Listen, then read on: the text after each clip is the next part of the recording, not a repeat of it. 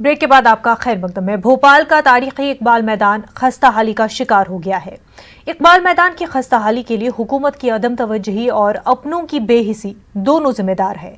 Corona के कहर में इकबाल मैदान के बीच लगे नाम को पत्थर को भी शरपसंद अनासिर उखाड़ कर ले गए हैं और किसी को होश नहीं आया।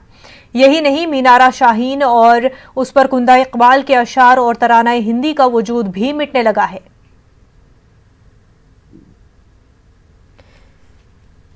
हमारे नुमाइंदे मेहताब आलम बराह रास्त हमारे साथ जुड़ चुके हैं। मेहताब, हमें ये बताएं कि जो इस वक्त तारीखी मैदान है, इकबाल मैदान है, उसकी क्या हालत है और जिस तरह से ना हुकूमत और ना ही जिम्मेदारान है उसकी तरफ कोई तवज्जो दे रहे हैं।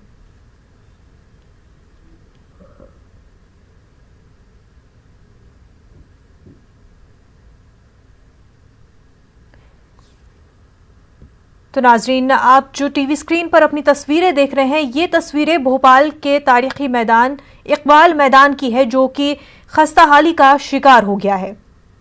इकबाल मैदान की खस्ताहाली के लिए हुकूमत की अदम तवज्जुही तो जिम्मेदार है, लेकिन अपनों की बेहिसी भी जिम्मेदार है। कोरोना के कहर में इकबाल मैदान के बीच लगे नाम को पत्थर को भी शरपसंद अनासिर उखाड़ कर ले गए हैं और किसी को कोई खबर नहीं। यही नहीं, मीनारा शाहीन और उस पर कुंदा इकबाल के अशार और तराना हिंदी का वजूद भी मिटने लगा है।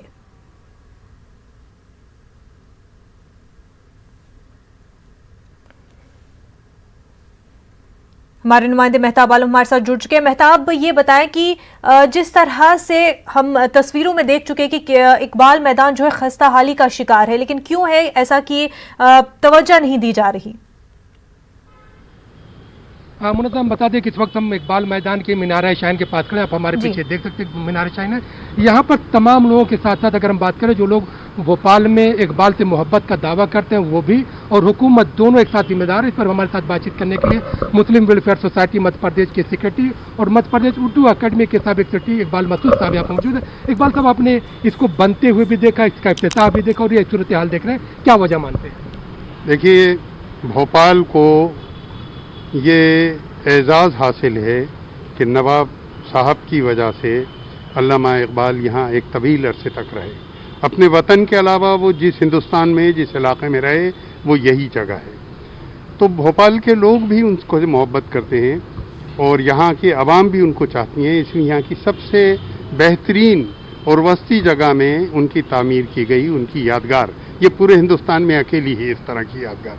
वजह यह है कि इकबाल यहाँ सामने मेहमान खाने में जो शौकत महल है उसके अंदर आकर रहे, वो सामने ही है।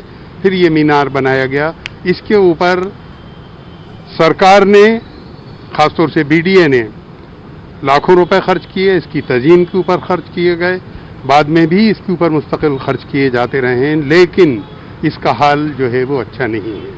जगत 84 में इसकी बुनियाद रखी गई, 86 में इसका जो वो इफ्तिताह हुआ, उसके बाद जो आरिफ अकील साहब ने किया, फिर ध्रुव नारायण साहब ने किया, लेकिन अब कोई देखने के लिए नहीं आ रहा है। देखिए, ध्रुव नारायण साहब जब बीडीए के अंदर थे, उन्होंने इसके ऊपर 20 लाख रुपए के करीब खर्च किए। आरिफ अकील साहब ने अपनी जो रकम जिससे करा, ये फाउंटेन बनाया, इसका एक लाइब्रेरी बनाई नीचे बहुत बड़ी सारी, सब किया। लेकिन अभी गुज़िश्ता 15-20 साल से ये बिल्कुल लावारिस पड़ा हुआ है। सारे कीमती पत्थर निकाल दिए गए। उन पत्थरों को निकालने के बाद कोई चीज़ ठीक भी नहीं की गई है कि दोबारा कुछ कर दिया जाए उसके अंदर।